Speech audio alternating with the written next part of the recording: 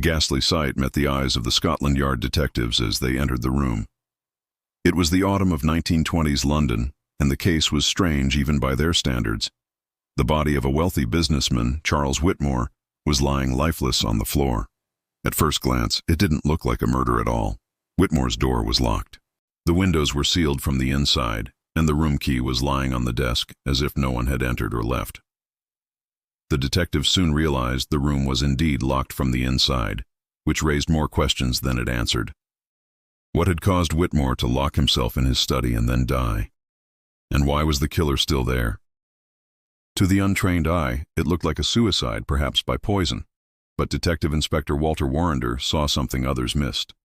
There was a half-empty bottle of coffee on the desk next to the corpse, its glass cover smashed into pieces. The hand of the clock behind it were frozen at 3:15 in the morning. It suggested a struggle, a desperate attempt to break free. The investigators had their first lead, but what did it mean? They started with the easy suspects, people who had an axe to grind with Mr. Whitmore, starting with his business partner. The two had had serious financial disputes in the past, but the man had a solid alibi. He was out of town at the time of the murder, or so he said. Then there was the maid. She was the last person to enter the house that night, having been let in by Mr. Whitmore himself. But a quick check showed that she lived alone with her sister and had no connection to the victim. Still, this didn't add up. Who else could have entered the house and killed Whitmore without the maid seeing them? But before the detective could question her further, she gave them a perfect alibi too. She was out walking her sister home at the time of the murder. In fact, a witness had seen her doing exactly that. This left only one person, the victim's own son, Reginald Whitmore, the sole heir to his father's fortune.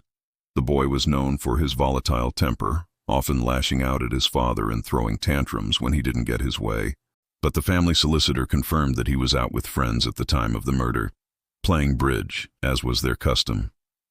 As the investigation dragged on, the detectives were stuck. Each of the three prime suspects had a solid alibi.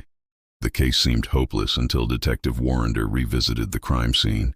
As he stood there looking for clues, he noticed something small but crucial.